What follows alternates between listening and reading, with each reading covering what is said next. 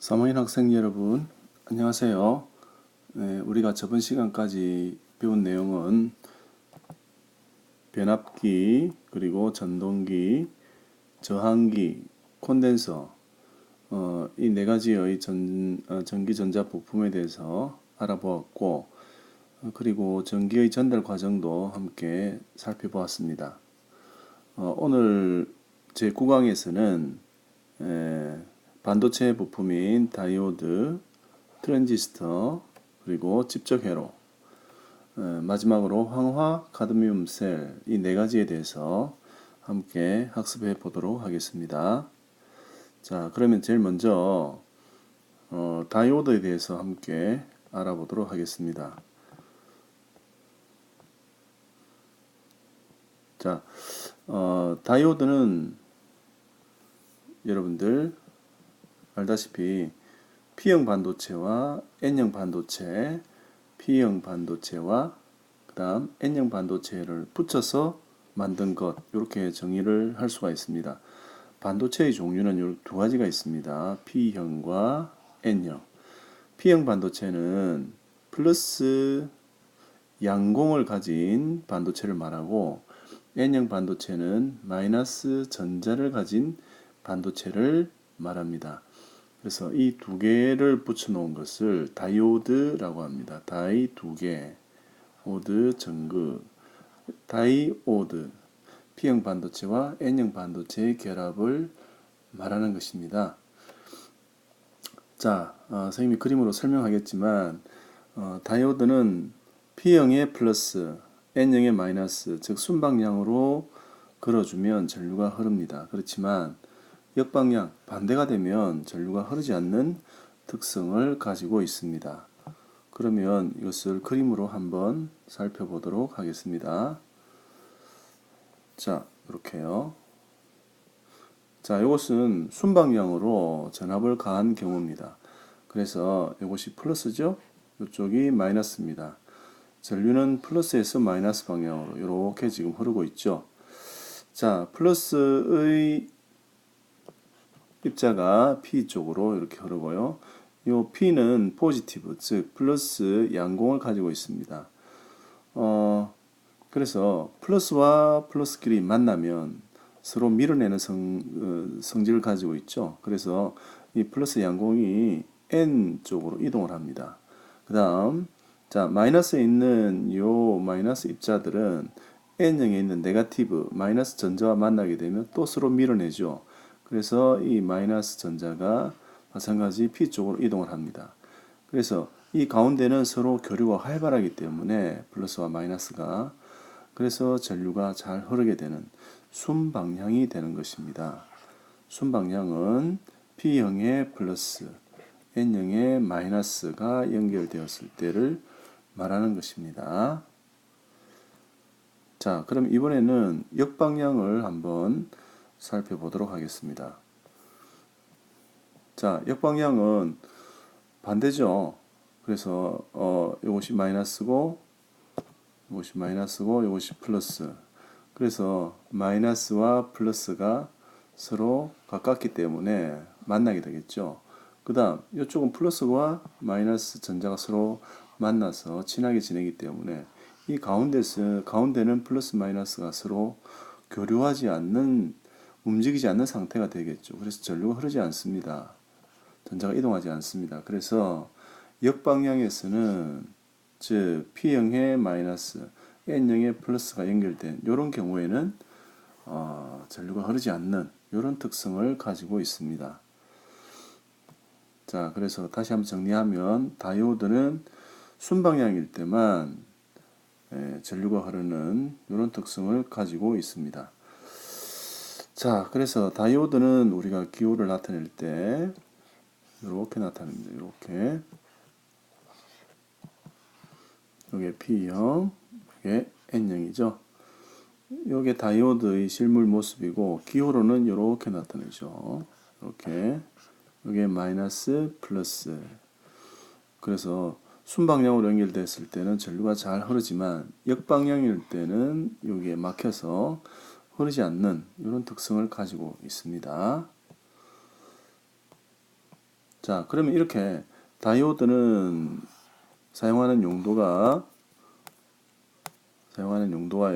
다이오드는 전류를 한쪽 방향으로만 흐르게 하는 성질을 가지고 있기 때문에 교류 AC 전기를 어떻게 바꿔주는가 하면 직류로 바꾸어줍니다. 직류 전기 DC로 바꾸어주죠. 즉 교류 전기는 시간에 따라서 이런 특성을 사인 곡선의 특성을 가지고 있습니다. 플러스 마이너스. 근데 이 교류 전기가 다이오드를 통하게 되면 한쪽 방향으로만 흐르게 하죠. 그래서 마이너스 전기는 흐르지 않습니다. 그래서 파형이 이런 파형이 됩니다. 이런 파형.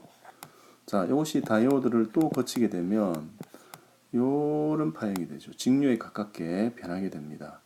그래서 다이오드는 교류를 직류로 바꾸어주는 정류작용을 하게 됩니다. 정류작용. 전류를 한쪽 방향으로만 흐르게 하는 정류작용을 하게 됩니다. 다시 정류란 것은 교류 전기의 파형을 직류로 바꿔준다. 즉, 요런 플러스 마이너스 번갈아 교대하면서 흐르는 이런 파형을 한쪽 방향으로만 흐르게 하는 직류로 바꿔주는 정류작용을 한다. 이 말씀이죠. 자, 그 다음에 이 다이오드의 특성이 하나가 더 있습니다. 자, 이 다이오드의 순방향으로 전압을 걸었을 때, 자, 다시 한번. 자, 순방향은 어떻게 된다고 했죠? 플러스 마이너스, 여기 P형, N형, 여기 순방향이죠. 이때 다이오드를 연결했습니다. 하나의 다이오드를. 그래서 여기에 빛이 나는 경우가 있겠죠. 이런 다이오드를 LED라고 얘기합니다. LED. 그래서 빛이 나는 다이오드, 라이트닝, 엔비딩, 다이오드, LED 이렇게 표현합니다. 그래서 이것을 우리말로는 발광 다이오드 이렇게 이야기를 합니다. 그래서 순방향일 때 빛이 나는 발광 다이오드. 그 다음에 정류작용. 아까 선생님이 설명했죠. 그래서 다이오드는 두 가지의 역할로 정리를 할 수가 있겠습니다.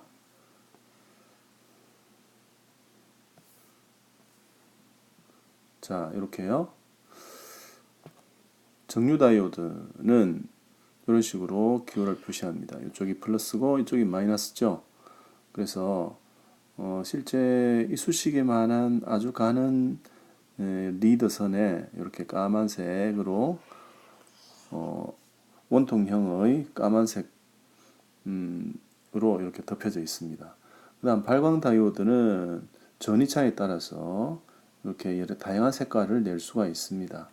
기호는 다이오드에 이렇게 빛이 난다는 이런 표시를 가지고 있죠. 자, 우리가 이제 다이오드에 대해서 알아보았고요. 그 다음에는 트랜지스터에 대해서 한번 알아보겠습니다. 자, 넘어가기 전에요. 다이오드는 교류를 직류로 바꿔주거나 정류라고 얘기했죠. 그래서 순방향일 때 빛이 나는 발광 다이오드 두 가지가 있다. 이렇게 정리를 할 수가 있겠습니다. 그 다음 트랜지스터를 살펴보겠습니다. 자, 트랜지스터는 반도체 즉 P형과 N형 이 두 반도체를 하나를 중복을 시킨 겁니다. P형 반도체와 N형 반도체를 교대로 세 개의 레이어로 붙여 만든 것. 그래서 전류의 흐름을 조절하여 전기 신호를 크게 하는 증폭 작용. 증폭이라는 것은 이렇게 약한 신호를 트랜지스터를 통과하게 되면 이렇게 크게 증가되는 거죠. 그래서 스피커에 사용합니다. 스피커 사람의 목소리를 증폭을 시켜서 크게 표현하는 이런 데 트랜지스터가 사용이 되죠. 그 다음 전류의 흐름을 연결하거나 차단하는 껐다가 켰다가 하는 스위치 작용. 두 가지 중요한 작용을 합니다. 트랜지스터의 2대 작용입니다. 트랜지스터의 세 개의 단자를 각각 2m 베이스, 컬렉터 이렇게 표현합니다. 트랜지스터는 반도체의 구성에 따라서 PNP형과 NPN 이렇게 두 가지로 나타낼 수가 있습니다. 그러면 그림으로 한번 알아보도록 하겠습니다. 자, 요게 트랜지스터 NPN형입니다. NPN형. 좀 어려울 수도 있는데요. 자, 이렇게 선생님 그림으로 한번 나타내 보겠습니다. 이것이 P, 이것이 N, P, PNP형 트랜지스터입니다. 그래서 이렇게 P에 플러스, 그 다음, 자, 이렇게 연결되었습니다. PNP형인 경우에는 이것이 이쪽이 이미터가 되고요. 이것이 베이스가 되고요. 이것이 컬렉터가 됩니다. 실제 생긴 모양은 이렇게 되어 있고요. 다리가 하나, 둘, 셋 이렇게 되어 있습니다. 그 다음에 기호로 표시할 때는 이렇게 표시하죠. 여기에 여기 보이시죠? 자, 그래서 여기에 흐르는 전류, 이미터에 흐르는 전류는 베이스에 흐르는 전류 플러스 컬렉터에 흐르는 전류의 합과 같습니다. 그래서 여기 흐르는 전류가 이렇게 컬렉터 쪽으로 흐르고 베이스에 흐르는 전류도 마찬가지 컬렉터 쪽으로 흐를 때 들어온 신호가 이렇게 작은 경우에 컬렉터에서는 크게 이렇게 정폭이 되어서 표현이 되는 경우가 있습니다. 이것이 바로 트랜지스터의 정폭 작용이 되겠습니다. 그 다음에 경우에 따라서는 이 N, 베이스의 역할에 따라서 이 컬렉터로 들어가는 신호를 죽였다가 살렸다가 하는 스위치 작용도 같이 할 수가 있게 되겠죠. 그래서 트랜지스터 2대 작용은 첫 번째가 정폭 작용, 신호의 크기를 세게 하는 정폭 작용, 그 다음 두 번째 스위치, 껐다가 켰다가 하는 스위치 작용. 그래서 반도체 컴퓨터의 논리 회로에 사용이 되는 아주 중요한 전자부품이 되겠습니다. 자, 이것이 PNP형 트랜지스터인데 이미터, 이것이 이미터, E가 이미터입니다. 이미터, 그 다음 B는 베이스, C는 컬렉터. 이렇게 우리가 이름을 붙여줍니다. 그래서 반도체를 세 개를 결합을 시켰는데 가운데를 이렇게 폭을 좁게 만드는 특성을 가지고 있습니다. 자, 트랜지스터 2대 작용에 대해서 우리가 공부를 했고요. 그 다음에는 이것은 NPN형입니다. NPN형. 자, NPN형은 마찬가지 P형이 가운데 조그만하게 자리를 잡고 있습니다. 그래서 기호는 아까의 화살표 방향과 반대가 됩니다. 그래서 PNP형은 화살표가 이쪽에 되어 있는데 그 다음 NPN형은 이렇게 반대로 되어 있습니다. 그래서 여러분들은 이 트랜지스터의 원리에 대해서 흐름에 대해서 아직은 잘 몰라도 되지만 크게 두 가지의 역할을 한다는 거 선생님이 아까 설명했죠. 그래서 소리를 정폭시키는 앰프에 사용이 되고 두 번째는 흐름을 조절하는 스위치 작용, 껐다가 켰다 하는 스위치 작용 첫 번째, 두 번째 정폭 작용 이렇게 두 가지 중요한 작용을 한다는 것 이것을 잘 기억해 두시기 바랍니다. 자, 그 다음에 우리가 세 번째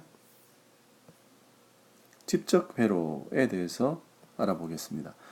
자, 이 집적 회로는 여러분들 컴퓨터를 분해해 보면 이렇게 까만색 기판을 볼 수가 있습니다. 여기에 수많은 트랜지스터들이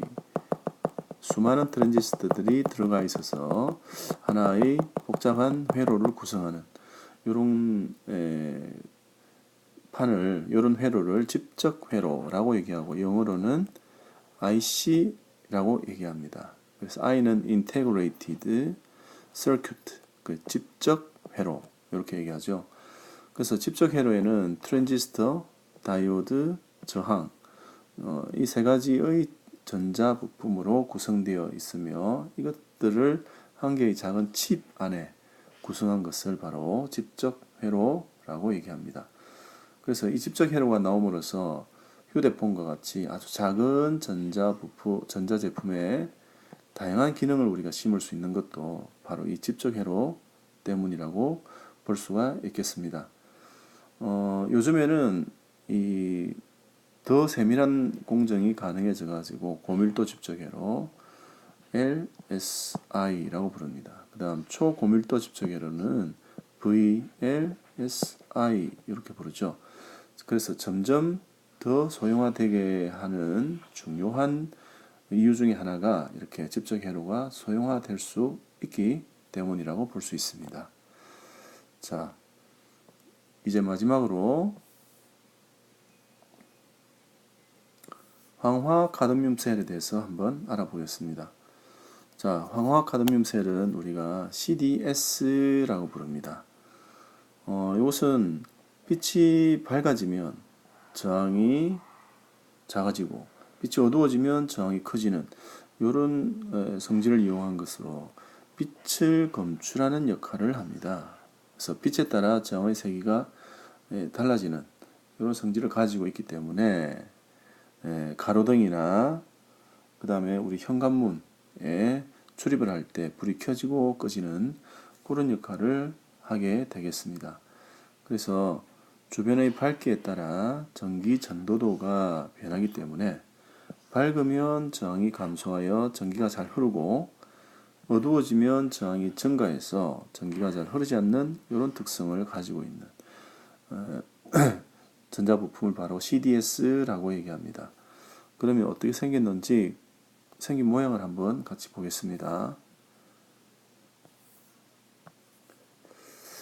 자, 이것은 이제 우리 가로등이고요. 가로등. 여기에 보면 이런 CDS가 여기에 들어가 있습니다. 그래서 빛의 밝기를 감지해서 가로등이 껐다가 켜졌다가 꺼졌다가 켜졌다가 이런 역할을 하게 되겠습니다. 자, 여기까지 우리가 전자부품, 전기전자부품에 대해서 공부를 해봤습니다. 그래서 이번 기말 시험에는 이런 전자부품의 역할과 기호, 이런 기호들에 대해서 다루기 때문에 여러분들 주의 깊게 학습을 하시기 바랍니다. 네, 수고하셨습니다.